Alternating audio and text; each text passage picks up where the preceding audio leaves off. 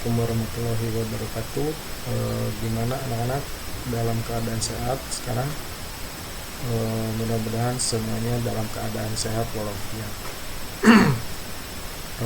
Bapak sekarang coba untuk membahas tentang share hosting server, itu pelajaran administrasi sistem jaringan. Mudah-mudahan kalian bisa mengikutinya. Di sini Bapak berbagi dalam video untuk menjelaskan share hosting server. Oke, kita mulai saja. Apa sih share hosting server itu? Jika ada yang sudah tahu, pernah browsing atau buka buku-buku, pasti kalian tahu apa itu share hosting server. Tapi sebelum kita membahas apa itu share hosting server, kita harus tahu dulu apa itu hosting, gitu ya. Apa itu hosting? Hosting adalah layanan untuk menyimpan semua data atau file, gambar pada website, gitu ya. Jadi hosting itu layanan untuk menyimpan semua data, itu berupa file, gambar, video, misalkan bisa pada website, gitu. Layanan ini pula yang memastikan sebuah website dapat diakses via internet. Jadi semua website layanannya bisa diakses via internet, gitu. Itu yang dinamakan hosting, gitu ya. Sekali lagi, hosting adalah layanan untuk menyimpan semua data, file, video, dan gambar pada website. Kemudian share hosting server. Nah, kita akan bahas share hosting server. Yang tadi hostingnya saja, sekarang share hosting server, gitu. Jadi kita harus tahu dulu, oh hosting itu seperti ini. Sekarang share hosting server seperti apa? Kalau share hosting server itu layanan hosting di mana sebuah account hosting ditaruh bersama-sama beberapa akun hosting lain dalam satu server yang sama dan memakai service bersama-sama. Jadi layanan hosting di mana semua akun hostingnya ditaruh bersama-sama di sini, di servernya, dalam satu server yang sama dan memakai service yang bersama-sama. Jadi servernya satu di sini, gitu kan. Nah, akun hostingnya juga di sini, ditaruhnya di sini, di server ini. Jadi satu server dipakai untuk bersama-sama oleh beberapa klien, gitu, akun servernya, gitu. Jadi punya akun masing-masing tapi di dalam satu server, gitu. Nah, itu yang dinamakan share hosting, gitu ya. Jadi satu server melayani beberapa klien, gitu ya. Banyak. Nah, kemudian kita lebih jelas lagi kita terangkan di sini share hosting. Bila Anda belum paham tadi tentang share hosting, kita lebih jelaskan lagi di sini, di gambar ini, tentang share hosting. Nah, di sini ada rumah. Rumah ini adalah share hostingnya. Share hostingnya. Kemudian yang ini, orang-orang ini di dalamnya itu kan ada eh, banyak orang, ada ayah, ada ibu ya, ada kakek, ada nenek gitu kan, misalkan ada anaknya juga. Nah itu dinamakan akun hosting ya. Jadi ini rumahnya dinamakan share hosting rumahnya, sedangkan orangnya yang di dalamnya yang mengisinya itu dinamakan akun hosting, seperti itu. Nah kita jelaskan di sini, self hosting diibaratkan sebuah rumah dengan beberapa penghuni di dalamnya, itu self hosting. Terus akun hosting diibaratkan para penghuni rumahnya. Nih, berbeda-beda ya para penghuni rumahnya ya, gitu kan. Terus di sini para penghuni atau pengguna layanan self hosting berbagi resource dan kapasitas server bersama-sama. Jadi di dalamnya misalkan kan disekat-sekat nantinya, misalkan yang ayahnya di mana, ibunya di mana, terus anak-anak ini di mana tempat tidurnya, kan disekat-sekat ya. Berbagi resource, kapasitas dan server. Nah kapasitas rumah yang segini itu dibagi-bagi.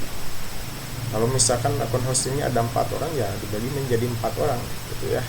Tapi di sini ada resource server yang seperti kamar mandi itu satu rumah ini cuma satu kamar mandinya, berarti dipakai rame-rame seperti kamar mandinya seperti ini.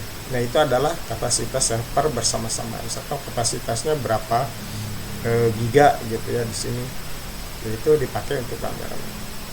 Jadi jika misalkan seseorang menggunakan kamar mandi terlalu lama, maka berpotensi mengganggu aktivitas teman Anda yang lainnya. Nah itu akibatnya. Jadi kalau ada yang pengguna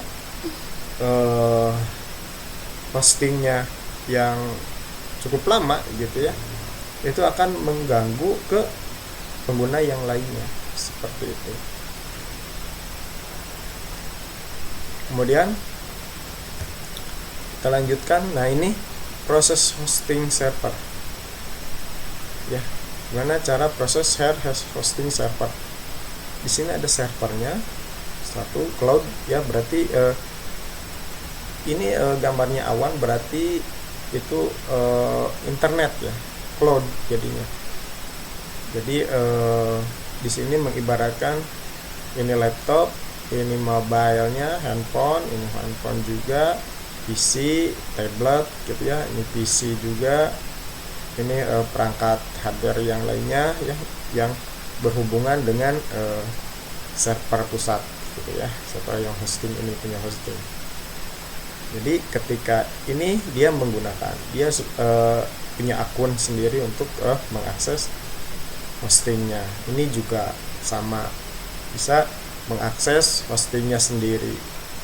Yang mobile juga sama, bisa mengakses hostingnya sendiri. Semua dia punya hosting di sini. Jadi kayak kontrakan, kita punya, mengibaratkan kita punya kontrakan gitu ya, banyak gitu kan, tapi pemiliknya satu gitu kan, servernya satu, tapi dibagi-bagi di sini gitu ya. Misalkan yang 1 giga pemilik si A, 2 giga pemilik si B, terus 2 giga kemudian pemilik si C gitu, dan seterusnya kayak gitu. Jadi kayak kontrakan di sininya, dia disewakan gitu, disewakan hosting gitu ya, seperti itu. Tapi yang bagusnya adalah dia ketika konfigurasi si A sama si B, dia si A ini tidak mengganggu si B. Konfigurasi si A misalkan dia hanya satu, kapasitasnya cuma 1 giga ya, 1 giga itu dia konfigurasi gitu ya, dia tidak bisa melebihi dari 1 giga gitu. Yang ini juga dia udah dikapasitasi 2 giga ya udah 2 giga dia dapatnya, seperti itu. Dia tidak bisa melebihi kapasitas kecuali dia request lagi untuk tambah kapasitas ya.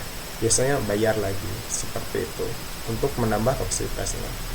Sama dengan kontrakan gitu ya, dia pingin yang lebih besar ya pasti biayanya lebih mahal seperti itu dibandingkan yang standar, misalkan yang sebelumnya gitu, seperti itu. Nah itu proses dari self hosting server gitu ya. Jadi jangan Anda berpikir bahwa self hosting server itu servernya banyak gitu, enggak. Kecuali kalau server dari Google ya, pasti server dari Google itu karena seluruh dunia besar kan, aksesnya banyak juga, dia perlu server yang banyak juga gitu ya, untuk menjadikan server cadangannya gitu, mirrornya gitu, mirror servernya seperti itu. Seperti YouTube gitu, dia memiliki data center pusat gitu ya, untuk apa, menyimpan data-datanya gitu. Apalagi yang namanya video itu besar-besar ya datanya itu, untuk menyimpan satu video aja bisa berapa giga gitu, maka kapasitasnya harus besar seperti itu. Nah itu untuk proses self hosting server seperti itu. Mudah-mudahan bisa dipahami ya, prosesnya gitu ya. Gimana sih self hosting server itu gitu kan, kok bisa gitu, bisa berbagi ya, ini seperti ini gitu ya prosesnya self hosting server. Kemudian nah apa sih menjadi kelebihannya gitu. Kelebihan dari self hosting server gitu. Yang pertama, harganya murah ya, bahkan kan ada yang free gitu ya. Self hosting server itu ada yang free, biasanya hosting sama domain, pelayanan untuk menyediakan domain untuk gratisnya gitu. Ini harganya murah. Kemudian tersedia berbagai jenis paket ya, tersedia berbagai jenis paket berbeda berdasarkan resource yang disediakan, sehingga jika website Anda memiliki limit yang tadi Bapak terangkan, misalkan yang 1 giga, 2 giga gitu ya, yang ditetapkan dapat melakukan upgrade ke paket yang lebih tinggi. Nah, biaya kapasitasnya ingin misalkan udah penuh nih, kita dikasih 2 giga udah penuh nih, ingin upgrade nih misalkan menjadi 4 giga atau 10 giga gitu, ya tinggal upgrade saja, dan kita mungkin untuk kelebihannya bayar seperti itu. Nah itu ya kelebihannya daripada self hosting server itu. Terus kebanyakan layanan sudah menyediakan control panel. Nah jadi seperti cPanel ya, sehingga dapat memudahkan Anda dalam mengelola website. Nah fungsinya control panel ini adalah untuk mengontrol websitenya gitu ya, mengontrol websitenya atau situs-situsnya gitu kan. Jadi Anda jangan khawatir yang tidak bisa pemrograman ya, karena di sana udah ada control panel atau disebut cPanel, itu udah grafik unit interface, jadi sudah GUI ya tampilannya itu, jadi tinggal klik aja gitu, tinggal berubah, drag aja, drop bisa. Nah itu tinggal seperti itu, jadi tidak sulit gitu. Makanya cPanel-nya itu dipermudah biasanya untuk yang hosting yang bagus itu, dia update cPanel-nya biar mudah untuk mengoperasikannya, mengontrolnya ya, seperti itu untuk website-nya itu. Nah itu kelebihannya. Kemudian Anda tidak perlu repot melakukan maintenance pada server karena sudah dihandle oleh layanan hosting gitu. Jadi Anda tidak repot-repot, tidak akan capek gitu untuk melakukan maintenance pada server. Bila ada kendala atau apapun tinggal Anda calling saja ya, by telepon bisa gitu ya, by WA juga bisa kepada pelayan hostingnya gitu ya. Nanti dia yang akan melakukan maintenance, perbaikan seperti itu. Jadi tidak usah repot-repot Anda untuk memperbaikinya seperti itu. Nah, itu untuk kelebihannya daripada share hosting server seperti itu. Kemudian bagaimana untuk kekurangannya ya?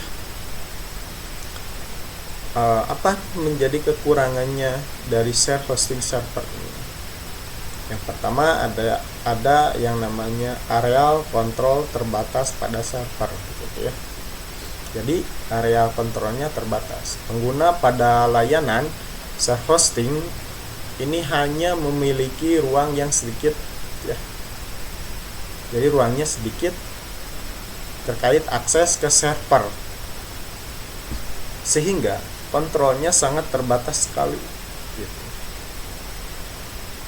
Hal ini yang terjadi karena dalam layanan hosting ini kepemilikan akses penuh hanya dimiliki oleh administrator.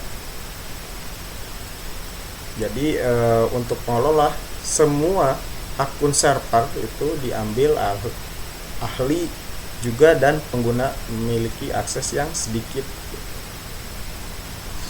Jadi hanya administrator yang kuasa penuhnya di sana gitu.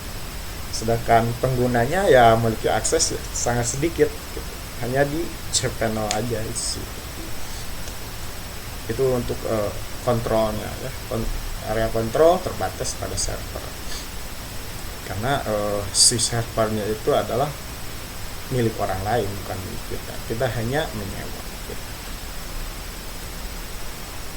Terus kemudian yang keduanya, kemungkinan terjadinya crash. Sebagaimana telah dijelaskan bahwa jenis layanan share hosting ini adalah yang menggunakan banyak pengguna gitu ya di dalam satu server. Jadi banyak penggunanya gitu ya. Si kliennya banyak gitu. Mengakses satu server. Dengan hal tersebut, tentu sudah tidak heran lagi jika sewaktu-waktu akan terjadi crash gitu. Karena mungkin secara bersamaan semuanya mengakses ke server gitu ya. Kemudian posisi si servernya adalah sedang kelelahan mungkin karena server juga ada batasnya gitu, seperti itu.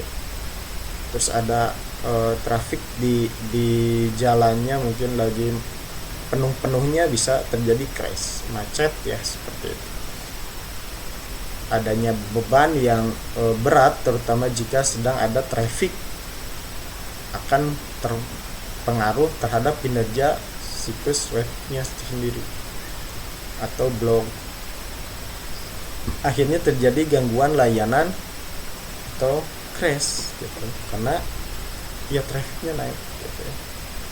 Biasanya di jam-jam tertentu secara bersamaan semuanya gitu ya, si kliennya sedang mengakses semuanya gitu kan. Akibatnya ya crash seperti itu. Kemudian keamanan yang kurang gitu ya. Keamanan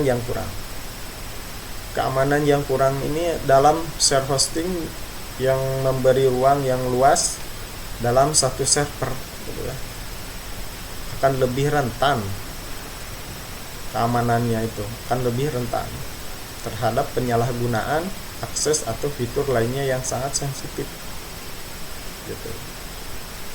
Dengan hal yang tersebut pasti akan banyak memunculkan masalah pada server, dan bahkan akan terbuka celah keamanan yang dipasang. Jadi kadang-kadang ada si klien yang iseng gitu ya, mencoba untuk menerobos keamanan daripada hosting tersebut, karena dia memiliki akses. Misalkan pintu pertama dia sudah bisa masuk, dia ingin masuk lagi ke pintu yang kedua, dan terus dicoba secara kontinu seperti itu, yang apa ya, banyak yang terjadi adalah data atau websitenya dihack gitu oleh yang tidak bertanggung jawab seperti itu. Nah, keamanannya kurang bagus ya. Jadi kekurangannya adalah keamanan yang kurang di share hosting server, karena satu server diakses oleh banyak klien. Kemudian pengguna software lain terbatas. Nah, di sini pengguna software lain terbatas. Pengguna share hosting tidak bisa mendapatkan akses dalam menggunakan atau menjalankan software lain selain yang telah ditawarkan oleh penyedia layanan hosting. Biasanya sudah ada di sana ya untuk aplikasi untuk diinstal gitu. Jadi tidak bisa menginstal aplikasi yang di luar ditawarkan oleh penyedia layanan hostingnya seperti itu. Jadi kita harus menggunakan yang ditawarkan oleh pengguna layanan hostingnya gitu. Selain itu tidak bisa. Nah, itu pengguna software lain terbatas. Softwarenya hanya beberapa software yang bisa diinstal di server gitu. Jadi tidak seenaknya untuk menginstal software di server. Nah, itu untuk informasi share hosting, kelebihan dan kekurangannya gitu ya. Mungkin sekian dari Bapak untuk mengenai share hosting server. Mudah-mudahan bisa dipahami oleh kalian, dicerna oleh kalian. Yang terpenting adalah Anda sekarang lebih tahu dan lebih mengerti. Ternyata share hosting itu seperti ini gitu ya. Sekian dari Bapak. Ketemu lagi minggu depan. Assalamualaikum warahmatullahi wabarakatuh.